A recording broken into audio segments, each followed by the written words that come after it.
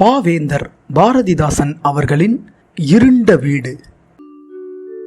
தலைவியின் தூக்கம், பால் கறப்பவன் தவறு, தலைவனின் சோம்பல். கடலின் மீது கதிரவன் தோன்றி படரும் கதிர்க்கை பாய்ச்சி சன்னலின் வழியே கட்டிலில் மங்கையை எழுப்பினான். விழி திறந்து மங்கை மீண்டும் எழுந்து துயின்றாள். அப்போது மணியும் 6:30 ஆனதால் எப்பொழுதும் போல் இரிசன் என்ற மாடு கறப்பவன் வந்து கறந்து பாலோடு சொம்பை மூளையில் கட்டிய உரியில் வைக்காது உரலின் அண்டையில் வைத்து போனான். மங்கையின் கணவனோ சொத்தை பல்லை சுரண்டியபடியே சாய்வு நாற்காலியில் சாய்ந்திருந்தான். குழந்தையின் அழுகை, பையனின் பொய், தந்தையின் போக்கு. தாயோ துயில்வதில் தனிமை பொறாமல் நோயுடன் குழந்தை 100 தடவை அம்மா என்றும் அப்பா என்றும் கம்மிய தொண்டையால் கத்தி கிடந்தது.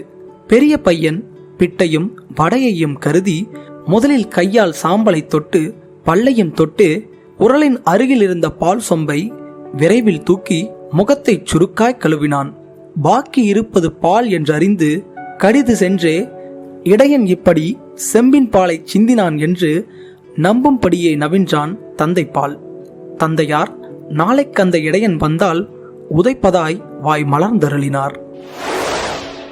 பையன் காலை கடனை முடிக்காமல் உணவு உண்ணத் தொடங்கினான். 2 பற்களின் மறைவு. பிட்டுக்காரி தட்டினால் கதவையே. திட்டென்று கதவை திறந்தான் பெரியவன். பிட்டையும் வடையையும் தட்டில் வாங்கினான். பெட்டி மீதிலிட்டு உட்கார்ந்தான். ஆவலாய் அவற்றை அருந்தத் தொடங்கினான்.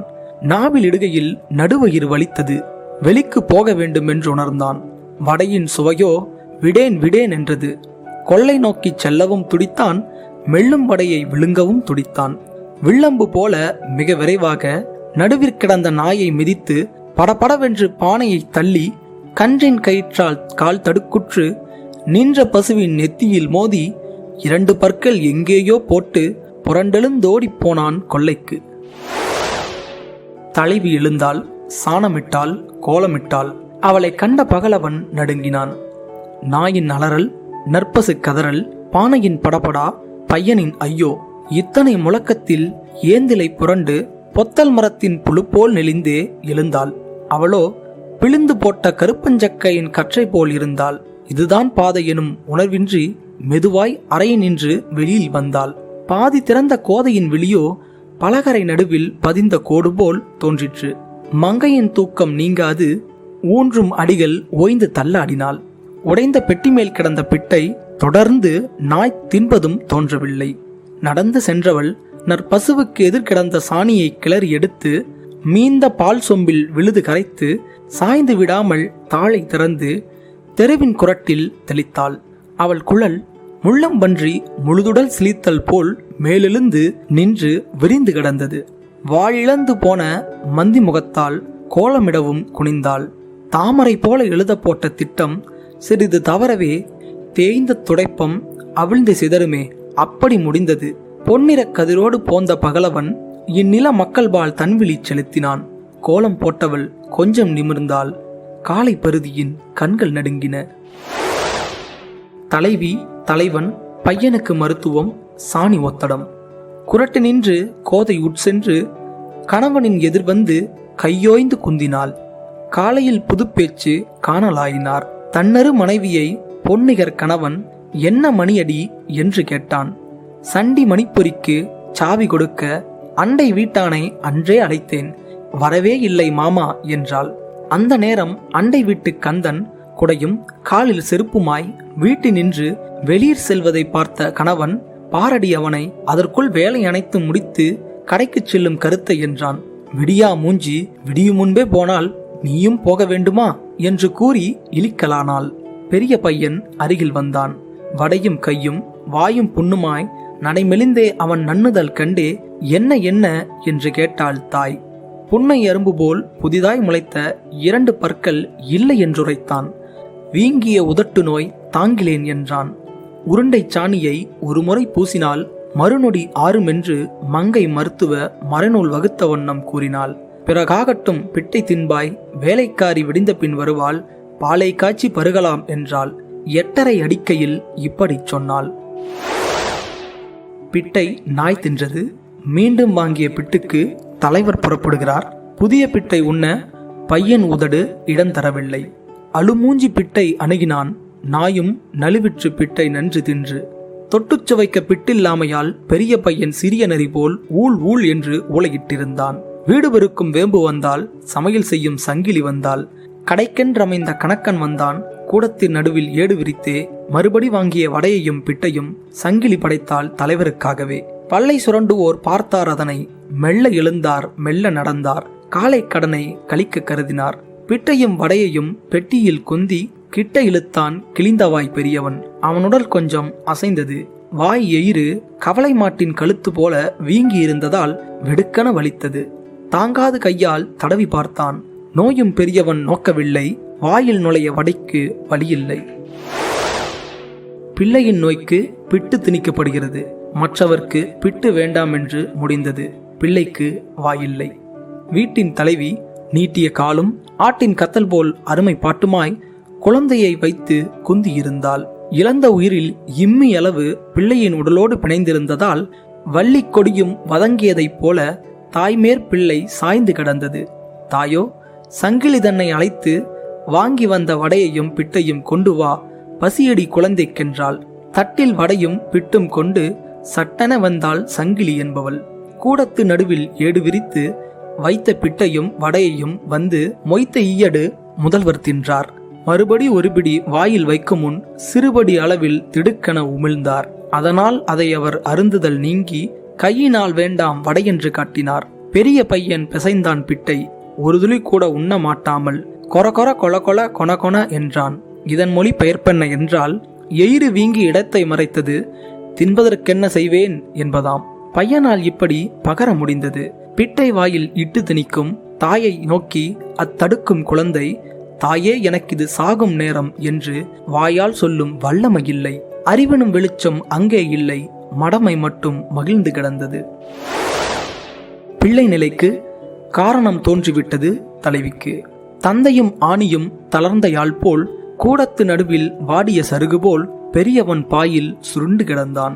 என்பு முறிந்த வன்புலியுடம்பை கண்மேல் கிடத்திய காட்சி போல ஓய்வுடன் தலைவர் ஒரு பக்கத்தில் சாய்வு நாற்காலியில் சாய்ந்து கிடந்தார்.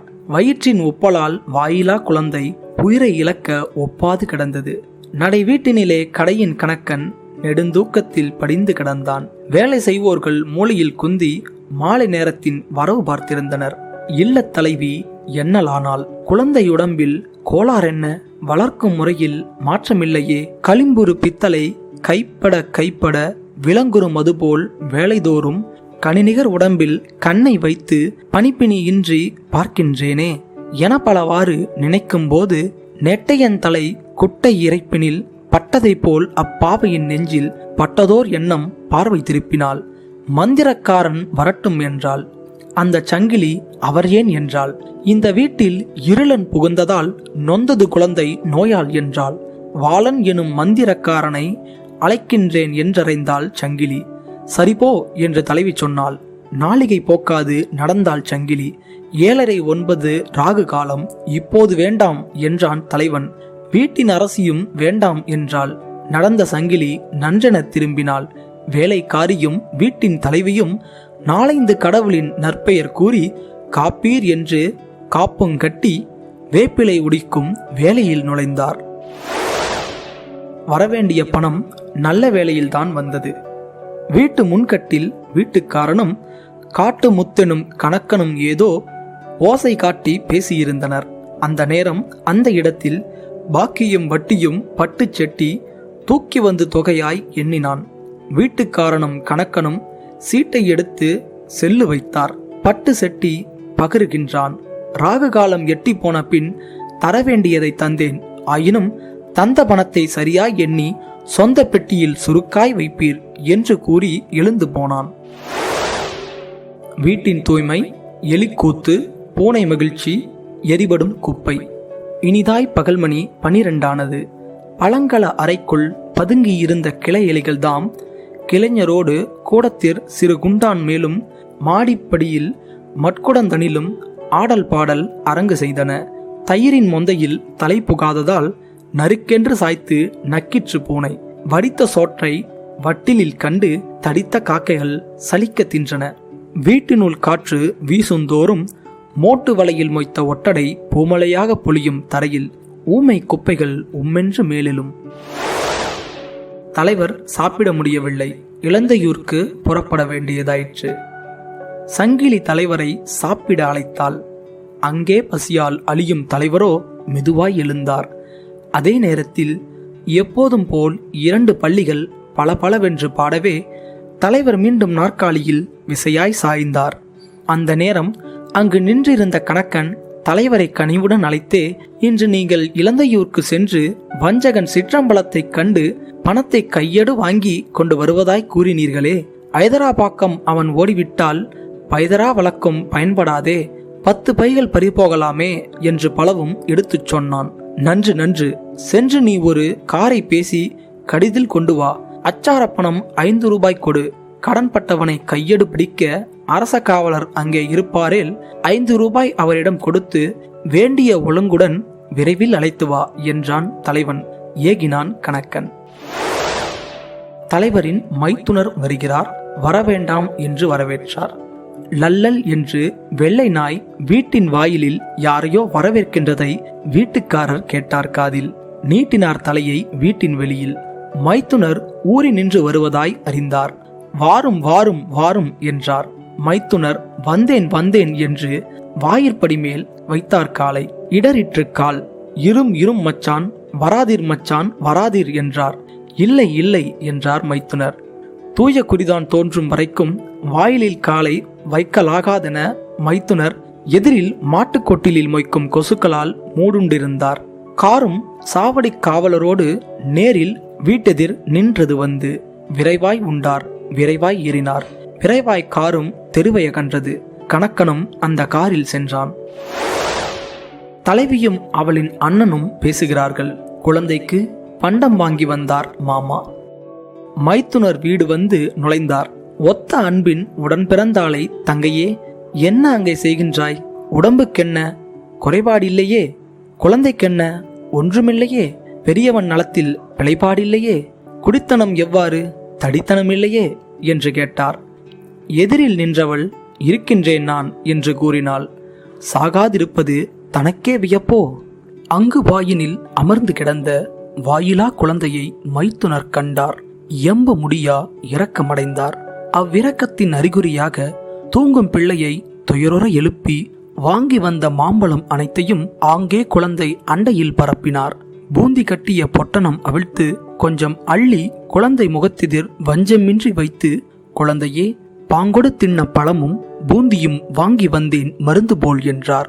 ஓட்டை நீக்கி உள்ளீடு தன்னை காட்டி விளாம்பழம் கருத்தாய் தின் என்று அதையும் குழந்தையின் அண்டையில் வைத்தார். குழந்தை கிடந்த கூடமெல்லாம் உளுந்து கிடந்த ஒருகலம் போலவும் வேம்பின் பழம்பூ விரிதரை போலவும் ஈயின் காடும் எறும்பின் காடும் ஆயிற்று. மைத்துனர் அப்புறம் சென்றார். பெரிய பையனுக்கு விளையாட்டு துப்பாக்கி. அனைவருக்கும் மகிழ்ச்சி. அங்கே பெரியவன் அடுக்கிய 2 முட்டை போல் உதடுகள் முன்னே தோன்ற மல்லாந்து மார்பை மறுபுறம் திருப்பாது சொல்லும் இன்றி துடிக்கும் நெஞ்சோடு மாம்பழம் விளாம்பழம் வந்த வழியில் காதை செலுத்தி கண்ணை சாய்த்து மாமனை எதிர்பார்த்து ஊமை போல் அழுதான். மாமனோ சென்னையில் வாங்கி வந்த கைத்துப்பாக்கியை கையில் கொடுத்தான். பெரியவன் உதடுகள் சிரித்தாக வேண்டும். வெள்ளைப்பற்கள் வெளித்தோன்றாமல் பிணம் சிரிப்பது போல் பெரிதும் சிரித்தான். தங்க மாமனார் தாமும் சிரித்தார். உரியவள் இதனை உணர்ந்து சிரித்தாள். கைத்துப்பாக்கி மெய்த்துப்பாக்கி போல் வித்தென்று தக்கை விலகி வெடிப்பதை மாமனார் காட்டினார். மங்கையும் பையனும் வியப்படைந்தார்கள். வீட்டுக்காரியோ, அண்ணா, அதனை அந்த பெட்டி மேல் வைத்து விடுங்கள், வைத்து விடுங்கள், அவனிடம் கொடுக்கலாகாதென்றால் அவ்வாறதனை அங்கே வைத்தார். பையனின் சாதகம். கைப்பிள்ளைக்கு சாவே கிடையாது.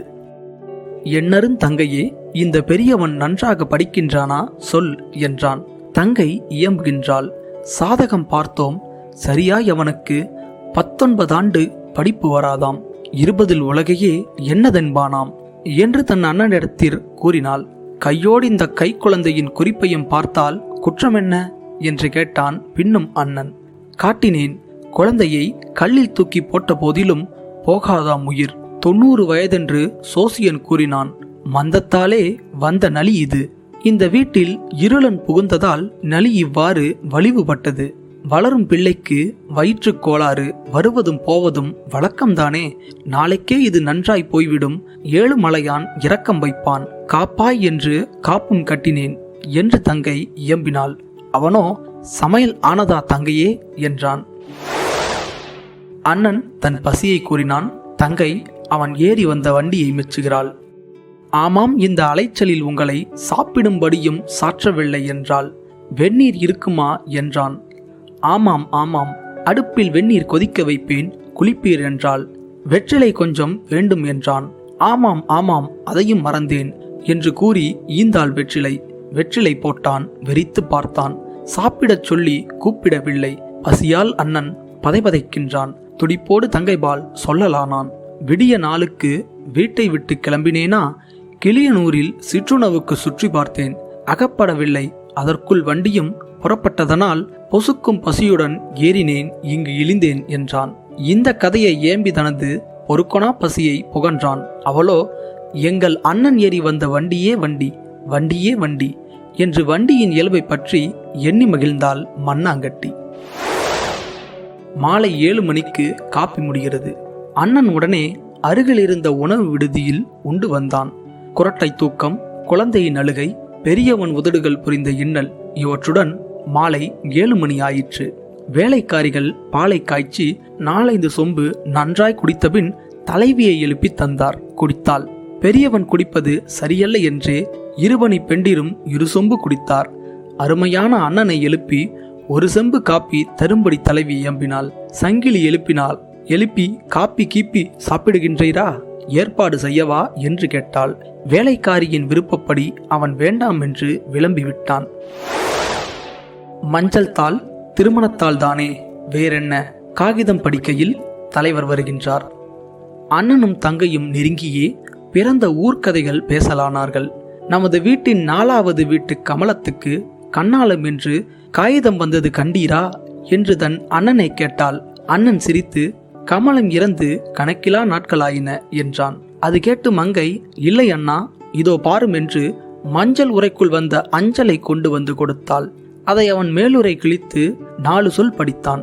அதற்குள் காரும் பொதுக்கென்று வந்தது. வீட்டுத் தலைவர் வீட்டில் நுழைந்தார். சாய்வு நாற்காலியில் சலிப்புடன் சாய்ந்தார். ஐதராபாக்கம் அவன் போய்விட்டான். பணமும் போனது.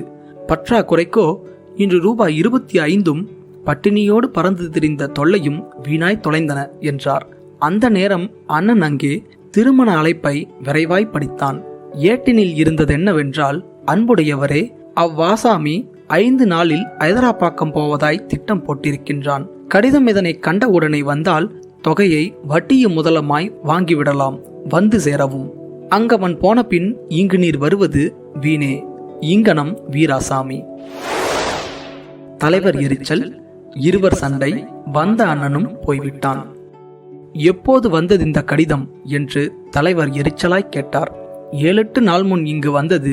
திருமணத்துக்கு செல்ல மாட்டீர் என்று அடுப்பங்கரையில் அதனை வைத்தேன். இதனால் என்ன என்றாள் தலைவி. இதுவா திருமணம் என்றார் தலைவர். மஞ்சள் கடிதம் திருமணம் அல்லவா என்று கூறினால் எல்லாம் தெரிந்தவள். பதரே என்று பல்லவி தொடங்கினார். அடக்கென்றெடுத்தாள் அவள் அனுபல்லவி. எங்கிருந்தாயடி என் குடிக்கிப்படி, மங்கி போக வைத்தாய் காலடி, பொங்கலாண்டியாக போம்படி, புரிவதெல்லாம் மிகவும் அழும்படி, எனவே இப்படி முடித்தார் முதலடி. தானும் தொடங்கினாள் தாளத்தின்படி. ஊருக்களித்தாய் உருப்படவானி, நாட்டுக்களித்தாய் நலம்படவானி, இனியும் ஊரில் எடுபடவானி என்று கூறி எழுந்தாள் அம்மை. 2ஆம் அடியை இப்படி முடிக்கும் முன் வந்த அண்ணன் வந்த வழியே சந்தடியின்றி சடுதியிற் சென்றான். தலைவர் கோபித்து கொண்டு புறப்படுகிறார். வீட்டுக்காரர் மேலும் தொடங்கினார். இந்தாடி என்றே எடுத்தடி வைத்து, பந்தாடிடுவேன் பார் என குதித்து, பல்லை கடித்தே பறக்க விழித்தே, கொள்ளை கோடி கோலை தேடி, விட்டேனா என மீசை முறுக்கி, சட்டனை இதுதான் தக்கதென்று தொண்டை எடுத்து தோளில் போட்டு, சுண்டலி வால் போல் தொங்கும் தலைமயிர் கோதி, நுணுக்காய் குடுமி முடித்து, காதில் தொங்கும் கடுக்கனை துடைத்து, சாப்பிட மாட்டேன் சற்றும் இங்கிறேன், கூப்பிட நினைத்தால் கொன்று போடுவேன், இங்கு நான் இரேன் சங்கிலி தெரிந்ததா, எங்கே பையன் இரடா இங்கே என்று கூறி, எங்கே செருப்பும் ஒன்றுதானா என்றதை அணிந்து சென்று பின்பு திரும்பி வந்து கன்றையும் மாட்டையும் நன்று கருது நீ உன்னிடம் குழந்தையை ஒப்புவித்தேன். சங்கிலி இன்னும் சாற்றுவதை கேள். இப்போதே நான் இவ்விடம் விட்டு செட்டி தெருவில் தென்னை மரத்தோடொட்டி இருக்கும் ஒரு வீட்டருகில் குட்டிச்சுவற்றின் கோடியில் இருக்கும் இரிசி வீட்டின் எதிர்த்த வீட்டில் இருப்பேன். நீயோ என்னை அங்கு வந்துகிந்து வருவாய் கிருவாய் என்று கூப்பிட எண்ண வேண்டாம். அந்த வீட்டெண் 62 தான். தெருப்பக்கத்தில் இருக்கும் அறையில் இருப்பேன். அழைத்தால் வரவே மாட்டேன் என்று தலைவர் இரைச்சல் போட்டு நடைவரைக்கும் போய் இடையில் திரும்பி அழைப்பார் இல்லை, ஆதலால் மீண்டும் திரும்பி பார்த்து தெருவோடு சென்றார். சங்கிலி தேற்றல், தலைவியின் தூற்றல். சங்கிலி வந்து தலைவியை நோக்கியே, தங்கமான தங்கள் கணவருக்கு இப்படியெல்லாம் எரிச்சல் உண்டாக்குதல் தப்பா அல்லவா, சாற்றுவீர் என்றாள். உரைத்தது போதும் உட்கார் என்று தலைவி சொன்னால் சங்கிலி அமர்ந்தாள். மலைக்குரங்கா மனிதரா அவர்தாம். கோணங்கி ஆடி கொக்கரித்தார். ஆனாய் பிறந்தால் அமர்க்க வேண்டும். எவள் போல் மனிதரை யான் பார்த்ததில்லை. சுவரா கல்லா சொல்லுவதை பொறுக்க, மூச்சு விட்டாலும் ஆச்சா என்கிறார். சீச்சி, இவர் ஒரு சின்ன பிறவி என்று இவ்வாறு பன்றி போல் உரிமை சென்று சோறு போடு என்றாள் தலைவி. மண்ணெண்ணெய் கையோடு சாப்பிடுகிறார்கள். சமையல் நன்றாயில்லை என்பதற்கு காரணம் தோன்றவில்லை. பையன் நோய் சிறிது படிந்திருந்ததால் பையன் நிமிர்ந்து பசி பசி என்றான். பையனுக்கும் பரிமாறினார்கள். தாயும் பிள்ளையும் சரேல் என்றெழுந்தே இட்ட மண்ணெண்ணெய் புட்டியை இடறி எண்ணெய் சாய்ந்ததால் இச் இச் என்றே இருவரும் கையால் எடுத்துருவாக்கி கடிது சமையல் கட்டினை அடைந்தார். சோற்றில் ஏதும் சுடுநாற்றம் இல்லை, சாற்றில் ஏதும் தவறே இல்லை, குழம்பில் ஏதும் குற்றமில்லை. அவைகள் சுவையுடன் அமைந்தன. எனினும் அந்த இருவரும் அலம்பாத கையோடு வந்து உட்கார்ந்தார் வழக்கப்படியே. சோற்றில் ஏதோ சுவை குறைவுற்றது, சாற்றில் ஏதோ தவறு தோன்றிற்று, குழம்பில் ஏதோ குறை தோன்றிற்று. சுவையுடன் அமைந்தவை கவலை விளைத்தன. வீட்டுக்காரி மிகவும் சினந்து இவற்றில் இனிமேல் சுவைதனை ஏற்ற முடியுமா என்று ஒளிந்தாள். ஒளிந்ததும் என்னால் ஆவாது இனியன்றுமில்லை என்று கூறினாள் எதிர் நின்ற சங்கிலி. உண்டு முடிந்ததும் உள்ள கரியையும் மீந்த சோற்றையும் வேலைக்காரிகள் ஏந்தி வீட்டுக்கெடுத்து போயினர். வீட்டுக்காரி பையன் தூக்கம். பெரிய பையன் பெட்டி அண்டையில் கொரகொரவென்று குரட்டை ஏற மெழுகு போல அழுக்கு படிந்த தலையணை மீது தலையை வைத்து விலகாது மூட்டை வெடுக்கென்று கடிப்பதும் தோன்றா உணர்வோடு தூங்கலானான். ஈன்ற தாயோ ஈன்ற கைப்பிள்ளையின் அண்டையில் படுத்தாள். அலறிற்று பசு. வைக்கோல் போட மறந்தேன் என்றே ஓடி வைக்கோலை தேடி போட்டு நாடி வந்து நடுவிற்படுத்தாள். தெருவில் நாயும் குறைப்பது கேட்டு தெருவின் கதவை சென்று தாளிட்டாள். நவாப்பு குதிரை நாடு முழுவதும் சவாரி வந்து தரையில் புரளல் போல் படுத்து புரண்டு பிடித்தாள் தூக்கம்.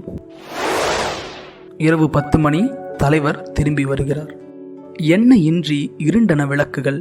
இருண்ட வீட்டில் இருளும் குழந்தையும் அன்றி மற்ற அனைவரும் துயின்றனர். குற்றுயிராக குழந்தை கிடந்தது. தூற்றும் பழியை ஏற்க அஞ்சி நள்ளிரலானது. பிள்ளை சாகாமல் தன்மடிதனிலே தாங்கி கிடந்தது. சரியாய் அப்போது இரவு 10 மணி. தலைவர் திரும்பி தம் வீடு நோக்கினார். தலைவாசலில் நாய்தான் வரவேற்றது.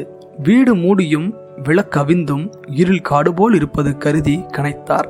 கனைப்பது கேட்டு மனையாள் வந்து தாழ் திறப்பாள் அல்லவா? திறக்கவே இல்லை. நாயை நோக்கி நவின்றார் தலைவர். நீ ஏன் தெருவில் நிற்கிறாய் என்று.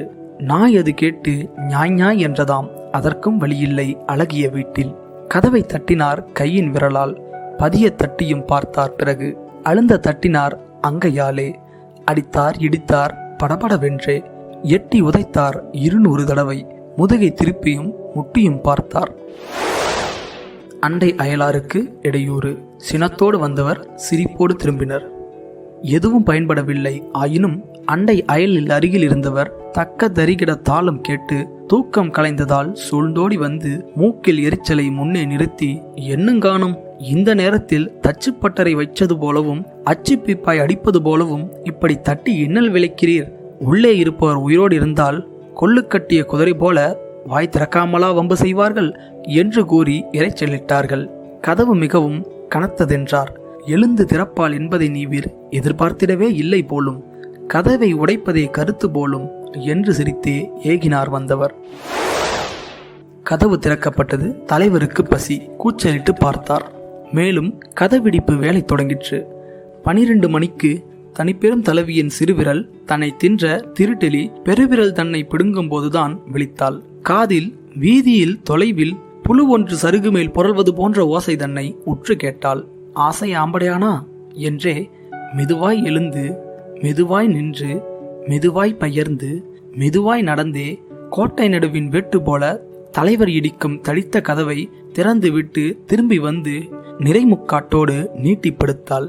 தலைவி விழிப்புடன் தலையசைப்பதையும் முதல் மகன் கொண்ட முழு தூக்கத்தையும் இருட்டில் விளக்கை ஏற்றி பார்த்த தலைவர், ஏனடா தம்பி, சாப்பாடு உண்டா இல்லையா உரையடா என்றார். சாப்பாட்டு கடை சாத்தியாய்விட்டது, போய் பார்த்துதான் புறப்பட்டு வந்தேன் என்று கூறினார். ஏதும் பதிலில்லை. அத்தனை பேரும் அழிந்தா போனீர், ஒருவரும் இல்லா தொலைந்தா போனீர் என்று கூறி இரைச்சலிட்டார். சாப்பாடு இல்லை என்று தெரிந்தபின் சாப்பிட மாட்டேன் என்று சத்தியம் செய்கிறார் தலைவர். அமைவாய் விளக்கை அங்கையில் தூக்கி சமையல் அறைக்கு தாமே சென்றார்.